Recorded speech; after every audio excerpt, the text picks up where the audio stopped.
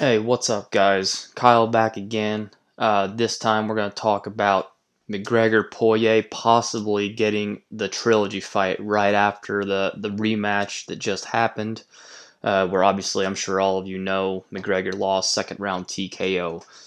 Is this the right fight to make? Does McGregor have a stake to be able to get this rematch right away? Should Dustin want this rematch right away, or should he sit and try to wait for a title fight? Should it be McGregor? Let's discuss. So my thoughts, admittedly, you hopefully don't turn the video off. I am a McGregor fan, but I also try to stay as unbiased as I can when talking about it because I also am realistic enough to understand that I don't think we'll ever see the same McGregor that we saw back whenever he had that run to Aldo. I just don't see it. Doesn't mean he can't still have exciting fights. I thought this last fight was fine. Obviously, the Cowboy fight was quick but pretty exciting. But coming off that fight with Dustin, a lot of people obviously immediately saying, McGregor's washed up, he's done, that kind of thing. And I understand that because it's his first, I believe it's his first TKO loss in his career, definitely in the UFC.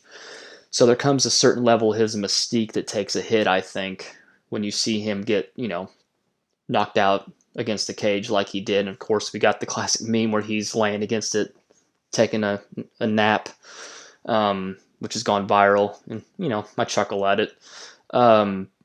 But I will say that that first round to me, and again, I'm not some MMA expert. I only watch. I don't partake. So take that into consideration. But that first round to me, I think McGregor's offense was fine. I mean, he won the round. It was a decent round. It wasn't certainly a 10-8. But I think McGregor looked good. I think his striking looked fine. In the clinch, Dustin initiated the takedown attempt. McGregor immediately stayed on his butt, scooted to the fence, got to his feet. And I'd say he ended up winning that clinch battle, especially with the shoulder strikes, showing us again that he has an incredible ability to do damage with those shoulders for some reason, just like what he did with Cowboy.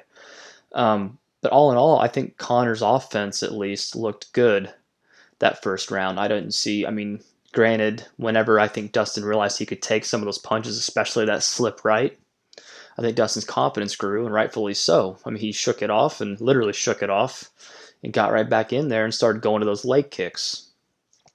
And obviously, the leg kicks started planting the seeds, almost like body shots. And people kind of took, when Conor didn't sit after the first round, people almost took it as, oh, his cardio is definitely good, which I think his cardio was fine. I don't think he was tired or gassed, certainly. But there's also people that had the viewpoint that he didn't want to sit down because that might have caused the leg to fill up a little more, and that might be because it was apparent in that second round that Conor's mobility was just completely inhibited. It was just not there. And when I saw, and credit to Dustin, Dustin did wonderful with this. And when Dustin's kept working that front leg kick, not to get too much into this recap of that fight, but that leg kick, when I saw Conor throwing the heavy hooks, heavy looping hooks, but his feet weren't coming with it, and he was kind of just whiffing, and he wasn't really bringing his feet with it at all. I knew that I had a feeling then that it was his mobility was gone. And then sure enough, Dustin sensed that, and there is nobody in the game, I don't think, I mean, at least in that division for sure. Poirier and Gaethje are, to me, the best. Once they see that you're hurt, just going Chuck Liddell mode on you and just not letting up. I mean, obviously Poirier even beat Gaethje at that game. There's just nobody better to me. So once Poirier saw that, Conor tried to duck. Poirier caught him right on the button, and the leg kick's what did it ultimately, but what finished it obviously was Poirier's ability just to go and be a dog and go, and full credit to him. So again, that recap out of the way, how I felt about that recent fight. Why, if you were making the argument, does Conor deserve a rematch? And maybe why doesn't he? I mean, why doesn't he is pretty evident because he's not terribly active. He wasn't active at all last year, but of course, last year was just a really weird year with no crowds. Conor's drawing power was going to put him on the shelf for a while just because he has such an ability to sell tickets. So you can make obviously the argument that, look, he beat Cowboy obviously, early last year before, COVID really picked up. But Before that, obviously, he lost to Khabib in the 4th round. So his lightweight resume, and then obviously, he had won this, lightweight title way back when. That's not even really recent history now. So his lightweight resume is not overly impressive outside of obviously, winning that title against Eddie. Or in my opinion, that looked like the best Conor we've ever seen. Just my opinion. So does he deserve it? I can't say he overly deserves it. What I will say is they are 1-1, even though the first fight was a different division like 6 years ago. So the context is really different for that one. But on paper, it's 1-1, so there is the rubber match fight to have. Where I land with it, obviously, it would still, I think, be a decent selling fight. I mean, it'd be a good selling fight. It's not like Conor's drawing power is completely gone. I mean, if he takes another loss or two, I'm sure it's going to really, really dwindle. But relatively speaking to other fighters in the UFC, I think his drawing power still probably tops. So I would say it's definitely probably the most lucrative fight for Dustin. Where I land with it is it's Dustin's choice. Dustin's earned the right. Now that Khabib obviously is at least gone for now, if not forever, Dustin's earned the right to call his next shot. And if Dustin sees that, hey, it was a decent fight, obviously he won in really pretty spectacular fashion, doing something to Conor that nobody else has ever done. If he decides, you know what, I want to have that rubber match now, I know I can get another good, awesome, solid pay-per-view by in like May or whenever they would decide to do it, all the power to him. If that's what Dustin wants, we can disagree or agree on it all we want, but I think Dustin's earned the right. Now, here's what I will say. I think it has to be for a title. So I can see if Conor, because Conor's talking to Dana, but again, I think Dustin should be in the driver's seat on this. He's earned that. I think that Dustin, I'm speculating. I think Dustin's probably talking to Dana saying, give me Conor again in May, because it sounds like there's reports just coming out today. I think I saw an MMA junkie that UFC's leaning this way, that Dustin's probably telling him, make it for the strap this time. It'll be a rubber match to settle the feud, even though it was really friendly this time. Rubber match to settle the feud, be for the vacant lightweight strap, and let's go. And I mean, I kind of lean that. I mean, if that's the fight to make, I mean, Gaethje's kind of floating out there. I haven't heard anything about what he's going to do next. I know Oliveira's obviously on a hot streak, just shelving Tony pretty good. And I think there was talks of all of a sudden a Michael Chandler at Oliveira fight maybe coming together suddenly this weekend, but I think that's next just because it's too quick. And I would like to see that full training camp and those two really be able to plan for each other. But it's interesting. I mean, then you have some people might feel like Michael Chandler should be immediately put in. I'd like to see him maybe have one more UFC fight. Like, who doesn't want to watch maybe, let's have, again, hypothetically, Dustin wants Conor for that another dip in the big pay-per-view buy for the strap. So you have that fight, and then right under it, Chandler versus Gaethje. Not to ignore Oliveira. Oliveira deserves to be in the mix too. But if those two got together, I mean, that would be a banger. I mean, to me. And then obviously, if Michael Chandler wins that one, then he clearly should be the number one contender. And obviously, if Gaethje wins it, then he's right back in the mix because his only recent losses to Khabib, and who doesn't lose to Khabib? Everybody loses to Khabib, right? So that's kind of my feel on it. I mean, as far as the argument against, so the argument for, I think, is just it's probably the best drawing fight. Not that shouldn't take precedence over everything. You need to deserve it. But at the end of the day, if Dustin wants it and it's still a high-selling fight and Gaethje's not ready to go or not, going to fight right now, maybe they could do Oliveira. I just feel like just going by reports, I just get the sense that Dustin's on board. I think he's said as much that he's for it. So I think we'd really need to almost at this point kind of accept that that's probably going to be the next fight for the lightweight strap, hopefully. I mean, that's what makes sense to me. How long can a lightweight strap be on the shelf? So I think I think it's heading that way, which obviously then leads to the question is how's that fight going to go, right? And I could probably do another video trying with my thoughts, and I probably will do another video if that fight does officially get announced on how I think it's going to go.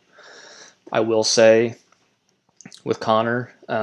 Again, admittedly, I am a fan, but I like to think that I'm pretty grounded. I'm not somebody that thinks he never was the greatest fighter in the UFC. There's a difference between being the greatest fighter and being the greatest draw. I mean, sometimes it's the same, like GSP, but in general, or maybe Anderson, but in general, you also have the Ronda Rouseys, who was good for a while, but then got exposed, and certainly Brock Lesnar. So just because you're the greatest draw doesn't mean necessarily the greatest fighter. I think Conor, for most of his career, was a top 10, sure, top 5 if not, but at this point in his stage, I think he's almost, I don't know. I mean, I can't say for sure he'll ever be a champion again. I mean, obviously, if he fights Dustin, he's got a shot, and I think it would be a good fight. I certainly think those leg kicks, uh, he obviously needs to be ready for him. I think he was prepared for him. His coach John Kavanaugh said as much in an interview after the fight that they knew they were coming, but those lower leg kicks are something that you can't necessarily really truly. You can obviously try to check them, and he needs to do a better job of checking them. But you're still going to have like your shin guards and things on in your camp, because you can't just go into a camp thinking, okay, I'm going to let my leg get just brutalized in camp and let that nerve get kicked, causing the dead leg, which is obviously what happened in this fight. And that lower leg kick has been a game changer. It's almost become a thing where if you have any kind of leg kicking ability, it's almost who's going to go for that first. And that's another thing that Kavanaugh said for the rematch that they're already pushing for with Poirier is they're almost probably going to try to be first, right? Who's going to trigger that nerve damage first? So I almost expect them both to come out and just really try to get each other's front leg, which, I mean, it makes sense with, two guys that got really good hands. But obviously part of having good hands is, bringing your feet and angles and things like that into fine angles. Obviously you got to move your feet. So if you demobilize that front leg, especially the way Conor puts weight on it, it's interesting. So I think a rematch would be fun. I don't know who I would pick. We'd have to wait and see. I mean, there is something to be said about Conor's lack of activity. I think the Cowboy fight last year was nothing against Cowboy. He's a legend. He's a Hall of Famer. But I think the Cowboy fight last year was a bit of a tune-up because McGregor had said it himself. He was playing for a season, right? And obviously none of us could have predicted COVID would happen at that point, or what it would do, it would turn into at least. So I think it was almost like Conor took the Cowboy fight as kind of a tune-up. Obviously, it kind of looked like a tune-up the way the fight went, and even though he didn't get much work in. And then I think the plan was obviously to continue to fight more last year, and it didn't happen, obviously. So what happened was, and Poirier did fight, so Conor had that tune-up. And I'm not trying to make excuses, but just the way I see it, Conor had that tune-up with Cowboy, took the year off, literally a full year, and then decided to still jump in the deep end against Poirier, who's an amazing fighter and has been active as well.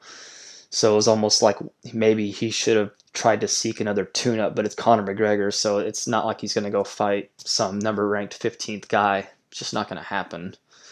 So that's kind of how I view it. But that being said, I'm not going to take anything away from Poirier. And the rematch, I think, would be interesting, especially not the leg kick. Is Conor obviously knows how effective it is and how limiting it is, and how I think he's probably going to try to institute it himself. So, yeah, I think if I had to say, obviously, should it happen, I think not necessarily that it should, but I think it will. I mean, I think Gaethje has an argument just because his only recent loss is Khabib, and like I said, who doesn't lose to Khabib? Oliveira's on a tear. Some people can make the argument for Chandler. I don't necessarily lean that way. I think Chandler's an amazing fighter. I just think he does need that second UFC win before he just gets immediately into that title fight. Just my opinion. So yeah, I mean that's how I lean. I think we're going to see the rematch anyway. So should it happen? Will it happen? I think it will. I think that is the next fight. And if Conor loses, I would just assume that maybe get the Diaz trilogy fight in if you can and then be done. Because at the end of the day, to me, at least, my opinion, the fight game as they say, is probably, to me, it's all about taking as little punishment as you can and making as much money as you can, right? So, and Conor, at least up to this point, has done that pretty better than anybody ever, right? He hasn't fought a ton. That's one of his big criticisms, right? But he's also made way more money than anybody else. So maybe if he loses this next fight, maybe get out before he takes him, especially if he loses by another TKO. Maybe try to do the Diaz trilogy just because he promised it to him and he deserves it. So maybe that could be like his swan song, if you will, if he does lose this next fight. I don't know. We'll see. Like I said, I don't expect Conor to ever be the same guy that went on that tear. And I don't want to ramble on it too much, but I still think he can have some exciting fights. He's still a capable fighter. He showed that in the first round, but I don't know that we should ever expect to see the same starving artist that we saw whenever he, had that run up to Aldo. Even though the UFC did give him some favorable matchups, that's fine, but that's also kind of how you help create a star. And they knew they had it on their hands, obviously. So yeah, that's kind of my thoughts. I'm interested to hear your guys' thoughts. I love UFC. I'll be talking definitely more UFC on this channel, breaking out fights. We got some major big fights coming up in March. So I'm definitely looking forward to that. Israel, fighting up a weight class against Jan. That's going to be a great fight. So I'll probably definitely discuss that. I want to at least discuss the aftermath of it. So please, if you like this video, give it a thumbs up. Consider subscribing. I'm going to try to pump out as much content as I can. And thanks for watching. Peace.